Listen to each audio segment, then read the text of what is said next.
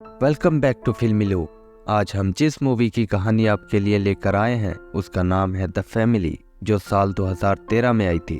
यह कहानी है जियोनी मैंसोनी नाम के एक माफिया डॉन और उसकी फैमिली की, जो क्राइम की दुनिया छोड़कर अब शरीफों के बीच छुपकर रहते हैं। लेकिन शरीफ होने का नाटक करते करते उनकी गैंगस्टरों वाली हरकतें अक्सर सामने आती रहती हैं। कहानी की शुरुआत में दिखाया जाता है कि रोको नाम का एक हिटमैन एक घर का दरवाजा तोड़कर अंदर घुसता है। आते ही वो अंदर बैठे एक आदमी और उसकी पूरी फैमिली को मार देता है और फिर तसल्ली से उस आदमी का अंगूठा काटकर इसे जेल में बैठे माफिया बॉस डॉन लुकेसी के पास भिजवा देता है, जो पुलिस रिकॉर्ड की फाइल से फिंगरप्रिंट मैच कराने के बाद कहता है कि उन्होंने जियोवानी की जगह किसी और को मार डाला है। इसलिए वो अपने हिटमैन रोको के पास जियोवानी और उसकी फैमिली की तलाश जारी रखने का मैसेज भिजवा देता है। दरअसल डॉन लुकेसी की तरह ही जियोवानी भी एक माफिया बॉस हुआ करता था, लेकिन 6 साल पहले लुकेसी ने एक बार उसे मरवाने की कोशिश की थी, जिसके रिस्पॉन्स में जियोवानी ने भी उसके खिलाफ गवाही देकर उसे जेल भिजवा दिया था और खुद एक सरकारी गवाह बनकर FBI के विटनेस प्रोटेक्शन प्रोग्राम का हिस्सा बन गया था,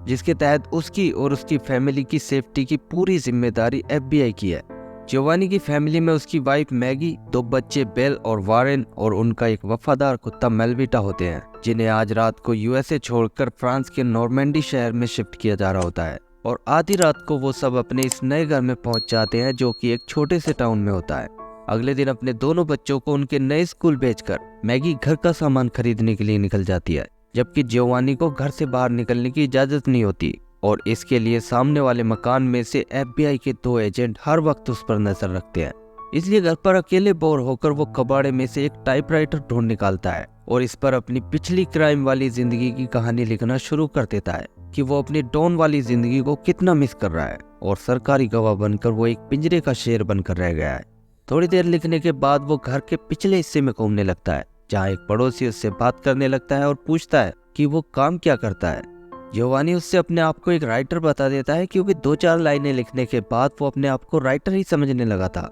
लेकिन उस पड़ोसी को राइटिंग का काफी नॉलेज था और वो उससे कुछ ऐसे सवाल पूछ लेता है जिनका जवाब देने में जियोवानी के पसीने छूट जाते हैं और वो उससे जान छुड़ाकर चुपचाप करके अंदर आ जाता है। दूसरी ओर मैगी एक स्टोर में जाती है, जहाँ उसे देखकर दुकानदार और कुछ दूसरे लोग फ्रेंच भाषा में अमेरिकन लोगों के बारे में कुछ उल्टी सीधी बातें करने लगते हैं। लेकिन मैगी को फ्रेंच आती थी, इसलिए उनकी बातें सुनकर उसे बहुत तेज गुस्सा आ जाता है और वो स्टोर के अंदर रखे एक छोटे गैस सिलेंडर पर अल्कोहल छिड़ककर उस पर चलती हुई माचिस की तीली डाल देती है। इसके बाद वो दुकानदार से बचे हुए पैसे भी वापस नहीं लेती और जल्दी से स्टोर से बाहर निकल जाती है, क्योंकि बहुत जल्द अंदर एक धमाका होने वाला था। अब स्कूल में दिखाया जाता है कि कुछ लड़के वॉरेन की रैगिंग करने की कोशिश करने लगते हैं और जब वो उनसे पूरी अकड़ में बात करता है तो वो बाथरूम में ले जाकर उसे बुरी तरह मारते हैं। इसके बाद लंच में जब दोनों भाई बहन मिलते हैं तो वो बेल को ये सब बताता है और कहता है कि कोई बात नहीं, अब तुम देखना कि मैं कैसे अपना नया गैंग बनाकर उनसे बदला लेता हूँ। अब स्कूल के बाद वो कुछ काम के लड़कों से दोस्ती करने में लग जाता है, जबकि बेल पैदल ही घर की ओर चल देती है।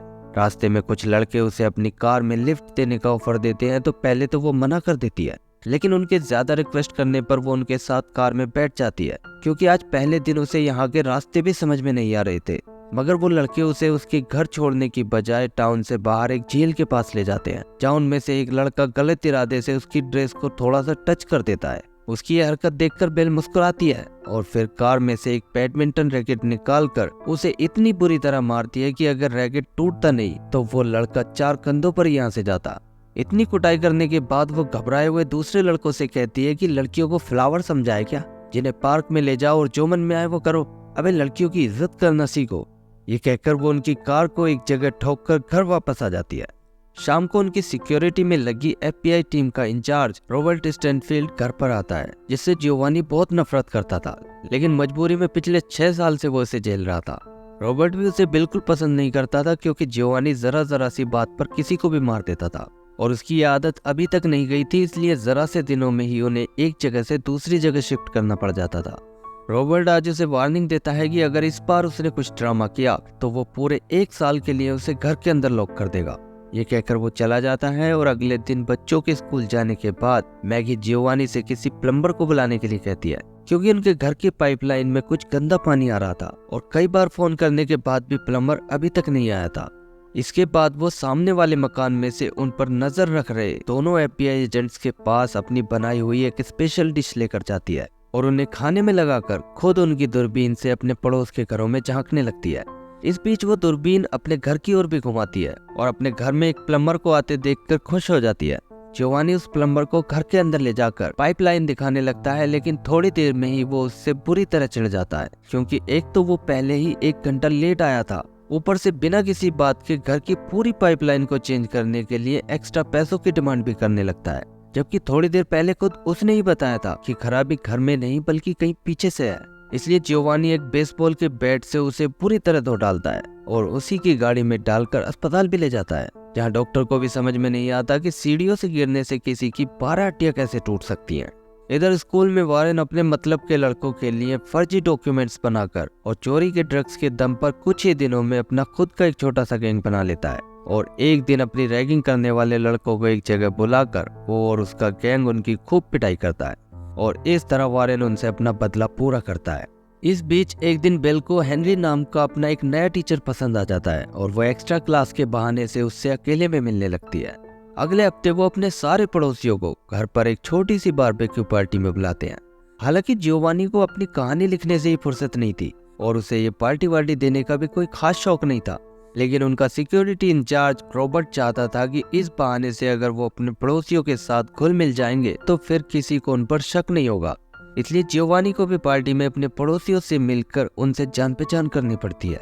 लेकिन पार्टी में जब वो कबाब सेकने के लिए कोयला जलाने लगता है तो कुछ पड़ोसी उसे मुफ्त का ज्ञान बांटना शुरू कर देते हैं और उस पर हंसने लगते हैं कि उसे ठीक से कोयला जलाना भी नहीं आता। जियोवानी के मन में तो आता है कि उन सबको ही कबाब बनाकर सेक दे, लेकिन उससे पहले ही कबाब में हड्डी बनकर रॉबर्ट वहां आ जाता है और जियोवानी को अकेले में ले जाकर उससे बातें करने लगता है, वरना उन बेचारे पड़ोसियों के साथ आज पता नहीं क्या होता। इसके बाद पार्टी खत्म होती है और अगले दिन जियोवानी शहर के मेयर के पास जाकर उसे अपनी पानी की प्रॉब्लम सुनाता है। मेयर को एक छोटी सी प्रॉब्लम के लिए उसका सीधे अपने ऑफिस में आना बिल्कुल भी अच्छा नहीं लगता और वो अकड़ दिखाते हुए कहता है कि अपने सिस्टम की प्रॉब्लम को वो अपने हिसाब से हैंडल करेंगे, किसी विदेशी के दबाव में आकर नहीं। जियोवानी का फिर से उस मेयर की अच्छी सी धुलाई करने का मन करता है, लेकिन वो किसी तरह अपने आप को कंट्रोल करके उस टरबाइन के पास पहुंच जाता है जहां से ये पानी आ रहा था। यहाँ काम करने वाला इंजीनियर उसे बताता है कि ये सब एक केमिकल फैक्ट्री की वजह से हो रहा है, जो शहर के मेयर से सेटिंग करके अपना केमिकल वाला पानी यहाँ छोड़े जा रहे हैं। अब वो उस फैक्ट्री के मालिक से भी मिलने पहुंच जाता है, जो उसे काफी देर इंतजार करवाने के बाद कहता है कि अगर उसे पानी की कोई समस्या है तो फिर वो बोतल वाला साफ पानी क्यों नहीं खरीद लेता। जियोवानी अपने गुस्से को काबू में करते हुए उसके हेलमेट को देखकर पूछता है कि क्या वो बाइक से आता जाता है। फैक्ट्री का मालिक कहता है कि हाँ, उसे बाइक चलाना बहुत पसंद है, लेकिन वो ये सब क्यों पूछ रहा है। जियोवानी कुछ नहीं कहता, लेकिन अब दिखाया जाता है कि रास्ते में वो उस फैक्ट्री मालिक को उसकी बाइक समेत कार के पीछे बांधकर खूब घसीटता है और पूछता है कि अब बता, मेरे घर में गंदा पानी क्यों आ रहा है। बेचारा घायल फैक्ट्री मालिक बड़ी मुश्किल से हल्की सी आवाज निकालकर उसे अपने उस केमिकल प्लांट का पता बता देता है, जिसकी वजह से जियोवानी के घर में गंदा पानी आ रहा था। जियोवानी अब एक चाकू निकालकर उसके पैर की रस्सी काट देता है और कहता है कि अगर इस रगड़ाई के बारे में किसी को कुछ भी बताया तो अगली बार वो उसे बच्चे पैदा करने लायक भी नहीं छोड़ेगा। इसके बाद वो पीछे के दरवाजे से घर वापस लौटता है तो देखता है कि रॉबर्ट उसकी टाइपराइटर पर लिखी कहानी को पढ़ रहा होता है। जियोवानी को देखते ही वो गुस्से में कहता है कि नॉवल लिखने के लिए उसे अपनी गैंगस्टर वाली जिंदगी के अलावा कोई और टॉपिक नहीं मिला क्या, क्योंकि अगर गलती से भी ये बाहर चला गया तो डॉन लुकेसी से पहले व्हाइट हाउस में बैठे कुछ नेता ही उसे मरवा देंगे, जिनके काले कारनामों का जिक्र भी उसने इसमें कर रखा है। फिर वो कहता है कि चलो लिख दिया तो ठीक है, लेकिन इसमें उसे FBI का छोड़ा हुआ कुत्ता क्यों लिखा है। जियोवानी नजरें बचाने लगता है तो वो गुस्से में ये कहकर चला जाता है कि जब ये नॉवल पूरा हो जाए तो एक बार उसे जरूर दिखाना कि वो उसके बारे में और क्या क्या बातें लिखता है। इधर स्कूल के क्लासरूम में एक दिन टीचर वारेन से कोई स्टोरी लिखने के लिए कहती है तो वो इसमें एक डायलॉग लिख देता है जो कभी उसने डॉन लुकेसी के मुंह से सुना था। स्कूल मैनेजमेंट को उसकी ये स्टोरी पसंद आ जाती है और वो इसे उसके नाम के साथ एक मैगजीन में छपवा देते हैं, जिससे इस मैगजीन का एक टुकड़ा किसी तरह जेल में बैठे डॉन लुकेसी के पास पहुंच जाता है और वो इसे पढ़ते ही समझ जाता है कि जियोवानी की फैमिली इस वक्त कहाँ और किस नाम से रह रही है। अब वो तुरंत अपने हिटमैन के पास ये खबर भिजवा देता है कि उनका शिकार मिल गया है।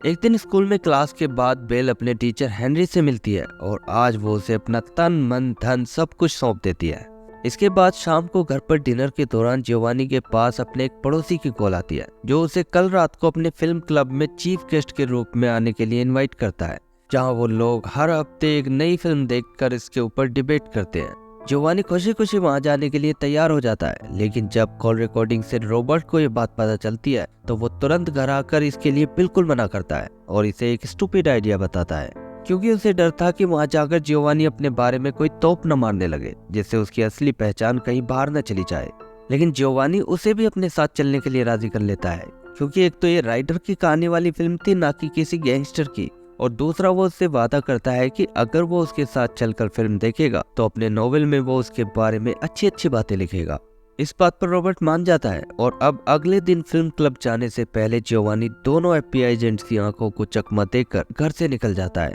और उस केमिकल फैक्ट्री के प्लांट में रात 12 बजे का टाइम बॉम्ब लगाकर वापस आ जाता है, जिसके बाद वो रॉबर्ट के साथ फिल्म देखने के लिए निकल जाता है। लेकिन फिल्म क्लब आकर पता चलता है कि किसी टेक्निकल इशू की वजह से आज राइटर की नहीं बल्कि एक अमेरिकन गैंगस्टर की कहानी वाली फिल्म दिखाई जाएगी। ये सुनते ही रॉबर्ट जियोवानी को बाहर की ओर खींचने लगता है, क्योंकि उसे पता था कि गैंगस्टर की डिबेट में वो जरूर कुछ न कुछ ऐसा बोल देगा जिससे उसकी असलियत बाहर आ जाएगी। लेकिन जियोवानी उसे समझाता है कि इस तरह अचानक उठकर चले जाने से तो लोगों को और भी ज्यादा शक हो जाएगा, इसलिए अब रॉबर्ट भी चुपचाप उसके साथ फिल्म देखना शुरू कर देता है। इधर घर पर बेल के पास उसके टीचर हेनरी की कॉल आती है, जो कहता है कि वो उसके साथ ये रिलेशनशिप आगे नहीं बढ़ा सकता, क्योंकि वो सिर्फ अपनी फैमिली और करियर पर ध्यान देना चाहता है। ये सुनकर बेल का दिल टूट जाता है कि तभी वॉरेन घबराया हुआ घर पर आता है और बेल को बताता है कि स्कूल वालों को उसकी गैंगवार और इलीगल ड्रग्स वाली हरकतों का पता लग गया है और उन्होंने उसके ऊपर एक जांच बिठा दी है। इसलिए वो पेरिस भाग रहा है और वहां जाकर वो अपना खुद का एक असली गैंग बनाएगा, जैसे उसके फादर ने कुल 13 साल की उम्र में बनाया था। ये कहकर वो घर से निकल जाता है और उसके जाने के बाद बेल भी हेनरी के गम में घर से बाहर निकल जाती है। इधर फिल्म देखने के बाद जियोवानी को डिबेट के लिए स्टेज पर बुलाया जाता है और उससे सबसे पहले यही सवाल किया जाता है कि फिल्मों और असली गैंगस्टर की जिंदगी में क्या फर्क होता है। इस बात पर जियोवानी के अंदर का गैंगस्टर अपने इमोशंस को कंट्रोल नहीं कर पाता और वो ऑडियंस के सामने अपनी क्राइम लाइफ के असली किस्से सुनाने शुरू कर देता है, जिससे रॉबर्ट अपने आप से कहता है कि कर दिया सत्यानाश। अब वो अपने दोनों एजेंट्स को फोन करके आज रात ही उन सबके यहाँ से निकलने का इंतजाम करने का ऑर्डर दे देता है। इधर ट्रेन के इंतजार में वॉरेन रेलवे स्टेशन पर बैठा होता है तो वो डॉन लुकेसी के हिटमैन रोको और उसके कुछ आदमियों को ट्रेन से उतरता हुआ देखकर उन्हें पहचान लेता है। आगे बेल भी उन लोगों को देख लेती है जो हेनरी के गम में एक बिल्डिंग की छत के ऊपर चढ़ गई थी। दोनों समझ जाते हैं कि ये लोग यहाँ उनकी फैमिली को मारने आए हैं, इसलिए वो अपने अपने प्लान कैंसिल कर देते हैं और घर पर फोन करके अपने पेरेंट्स को ये सब बताने के लिए फोन करते हैं। लेकिन कोई भी वक्त पर उनका फोन नहीं उठा पाता, क्योंकि जियोवानी रॉबर्ट के साथ फिल्म क्लब में होता है और मैगी अपने बच्चों के बारे में पूछने के लिए एफबीआई एजेंट्स के पास सामने वाले मकान में चली गई थी। इसलिए दोनों भाई बहन अपने पेरेंट्स को सावधान करने के लिए घर की ओर भागते हैं। इस बीच रोको और उसके आदमियों की एक टीम टाउन के पुलिस स्टेशन में घुसकर सबको मार देती है और यहाँ से वो ये भी पता निकाल लेते हैं कि जियोवानी की फैमिली कौन से ब्लॉक में रहती है। रोको की दूसरी टीम के मेंबर फायर स्टेशन के अकेले एम्प्लॉय को मारकर सारे अलार्म बंद कर देते हैं और वहां खड़ी सारी गाड़ियों के टायर भी पंचर कर देते हैं, जिससे उनके और जियोवानी के बीच में कोई ना आ सके। इधर फिल्म क्लब में ऑडियंस को जियोवानी की क्राइम लाइफ के किस्से और उसका इन्हें सुनाने का अंदाज दोनों बहुत पसंद आते हैं और वो उसके लिए तालियां बजाने लगते हैं। तभी 12 बज जाते हैं और जियोवानी का केमिकल प्लांट में लगाया हुआ टाइम बॉम्ब फट जाता है, जिसका धमाका पूरे टाउन में सुनाई देता है। लेकिन फिल्म क्लब में होने की वजह से किसी को भी जियोवानी के ऊपर कोई शक नहीं होता। रॉबर्ट को ही कोई खतरे की घंटी लगती है और वो जियोवानी को उसके घर छोड़कर उसे घर के अंदर ही रहने की सख्त हिदायत देता है। इसके बाद वो खुद पुलिस स्टेशन की ओर निकल जाता है, ये पता करने के लिए कि आखिर ये धमाका कैसे हुआ था। अब सामने वाले मकान में से मैगी जियोवानी को घर के अंदर जाते हुए देख लेती है और थोड़ी देर बाद वो भी अपने बच्चों को ढूंढने के लिए बाहर निकलती है, लेकिन उसकी नजर गली में घूमते हुए डॉन लुकेसी के आदमियों के ऊपर पड़ जाती है। ये देखकर वो तुरंत एफबीआई एजेंट्स के पास वापस आकर उन्हें बताती है कि उनके ऊपर हमला होने वाला है। दूसरी ओर जियोवानी घर के अंदर आकर सबसे पहले पानी चेक करता है, जो कि अब बिल्कुल साफ हो चुका था। लेकिन तभी उसका कुत्ता मालविटा भौंकना शुरू कर देता है, जिससे जियोवानी को कुछ शक होता है।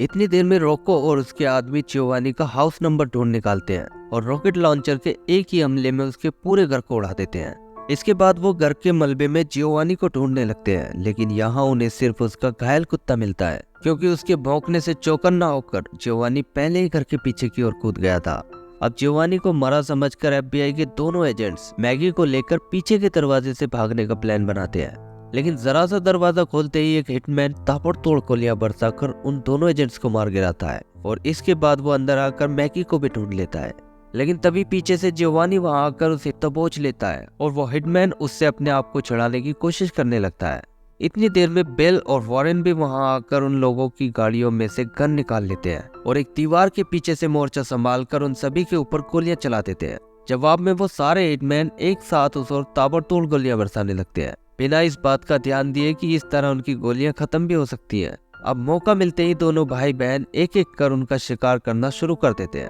और लगभग सभी हिटमैन को वो मार भी गिराते हैं। लेकिन एक हिटमैन को मारने के चक्कर में वॉरेन एक हैवी बंदूक से उस पर गोली चला देता है, जिससे पीछे की ओर धक्का लगने से उसके सर पर चोट लगकर वो बेहोश होने लगता है। ये देखकर बेल उसे बचाकर ले जाने की कोशिश करती है, लेकिन तभी रोको वहां आ जाता है और उनके ऊपर गोली चलाने में जरा भी देर नहीं लगाता। लेकिन ऐन वक्त पर उसकी गोलियां खत्म हो जाती हैं और अब वो बेल के पीछे चाकू लेकर भागता है। लेकिन तभी रॉबर्ट कार लेकर वहां आ जाता है और रोको को एक जोरदार टक्कर मारकर उसका खेल खत्म कर देता है। दूसरी ओर अंदर जियोवानी उस हिटमैन को गला घोटकर मारने की कोशिश करता है, लेकिन जब बात नहीं बनती तो अब मैगी को ही एक चाकू से उस वैशी हिटमैन को मारना पड़ता है। इस तरह अब सारे हिटमैन मारे जाते हैं और हर बार की तरह इस बार भी जियोवानी और उसकी फैमिली बिल्कुल सेफ होती है। लेकिन इतना बवाल काटने के बाद अब उनकी असली पहचान तो लोगों के सामने आनी ही थी, इसलिए एफबीआई की मदद से रॉबर्ट रातों रात उन्हें किसी नई जगह रवाना कर देता है। मूवी के आखिर में उन सबको किसी सुनसान रास्ते पर जाती हुई एक कार के अंदर दिखाया जाता है।